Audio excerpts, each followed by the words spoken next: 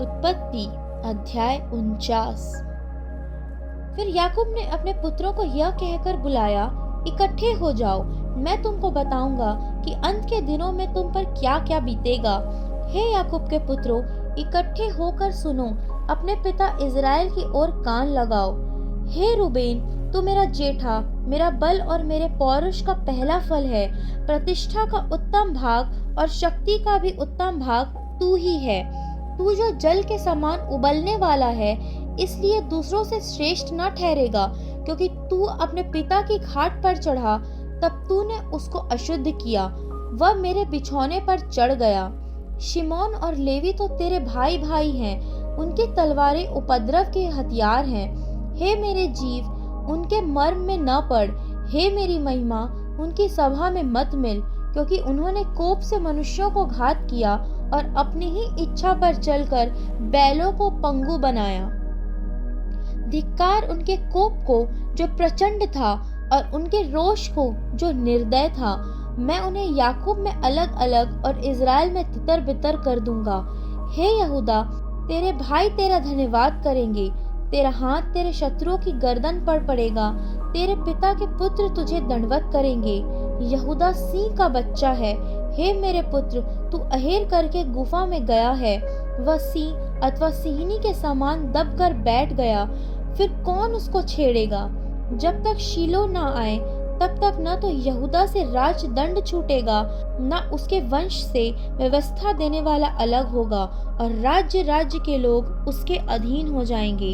वह अपने जवान गधे को दाखलता में और अपनी गधी के बच्चे को उत्तम जाति की दाखलता में बांधा करेगा। उसने अपने वस्त्र दाखमधु में और अपना पहरावा दाखों के रस में धोया है। उसकी आंखें दाखमधु सी चमकीली और उसके दांत दूध से श्वेत होंगे। जबलून समुद्र के तीर पर निवास करेगा, वह जहाजों के लिए बंदरगाह का काम देगा, और उसका परला भाग सिदोन के निकट पहुंचेगा। इस्साकार एक बलवंत गधा है, जो पशुओं के बाड़ों के बीच में दबका रहता है। उसने एक विश्राम स्थान देखकर कि अच्छा है, और एक देश की मनोहर है, अपने कंधे का बोझ उठाने के लिए झुकाया और बेगारी में दास का सा काम करने लगा। दान इज़राइल का एक गोत्र होकर अपने जाति भाइयों का न्याय करेगा। दान मार्ग में का एक सांप और रास्ते में का एक नाग होगा, जो घोड़े की नली को डसता है, जिससे उसका सवार पछाड़ खाकर गिर पड़ता है। हे यहोवा, मैं तुझी से उद्धार पाने की बाट जोता आया हूँ। गाद पर एक दल चढ़ाई तो करेगा, पर वह उसी दल के पिछले भाग पर छापा मारेगा। आशेर से जो अन्न उत्पन्न होगा वह उत्तम होगा, और वह राजा के योग्य स्वादिष्ट भोजन दिया करेगा। नप्ताली एक छूटी हुई हिरनी है, वह सुंदर बातें बोलता है। यूसुफ फलवंत लता की एक शाखा है, वह सोते के पास लगी हुई फलवंत लता की एक शाखा है। उसकी डालियां भीत पर से चढ़कर फैल जाती हैं। धनुर्धारियों ने उसको खेदित किया और उस पर तीर मारे और उसके पीछे पड़े हैं, पर उसका धनुष दृढ़ रहा और उसकी बाह और हाथ याकूब के उसी शक्तिमान परमेश्वर के हाथों के द्वारा फुर्तीले हुए, जिसके पास से वह चरवाहा आएगा, जो इज़राइल की चट्टान भी ठहरेगा।